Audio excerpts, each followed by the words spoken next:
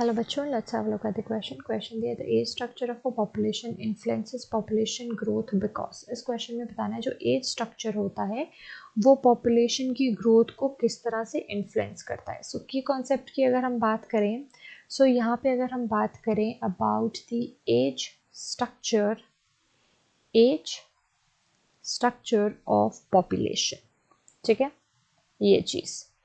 सो अगर हम पॉपुलेशन की बात करें, सो पॉपुलेशन में हम बात करते हैं number of individual per unit area में। तो जब वहाँ के एज स्ट्रक्चर की बात करें हैं तो हम कह सकते हैं this is about the number of people in different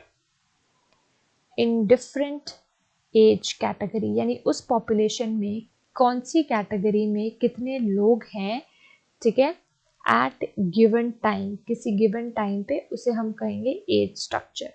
अब एज स्ट्रक्चर की अगर हम बात करें तो यहाँ पे तीन सिचुएशन हो सकती हैं हमारे पास। आता है एक तो रिप्रोडक्टिव स्टेज, ठीक है, रिप्रोडक्टिव स्टेज होती है, देन एक होती है post reproductive stage, reproductive, post reproductive, and एक होती है प्री रिप्रोडक्टिव स्टेज, ठीक है। अब प्री रिप्रोडक्टिव स्टेज में हमारे पास क्या आ जाते हैं, हमारे पास जो इन्फेंट्स, बेबीज, ठीक है, एंड हम यहाँ पे चिल्ड्रंस को इंक्लूड कर लेते हैं, चिल्ड्रन जिनकी टीनेजर्स से मतलब जो रिप्रोडक्टिवली मेच्योर नहीं होते, एंड रिप्रोडक्टिव में यहाँ पे यंग पीपल आ जाते हैं, एंड पोस्ट रिप्रोडक्टिव में हमारे पास ओल्ड एज पीपल आ जाते हैं। हम देख सकते हैं सिर्फ यही जो ग्रुप है वो रिप्रोड्यूस कर सकता है।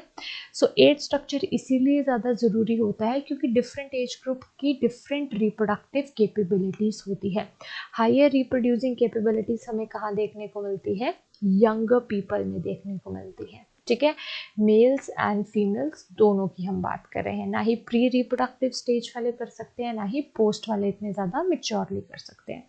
सो option B is right. So I hope you understood the question. Thank you.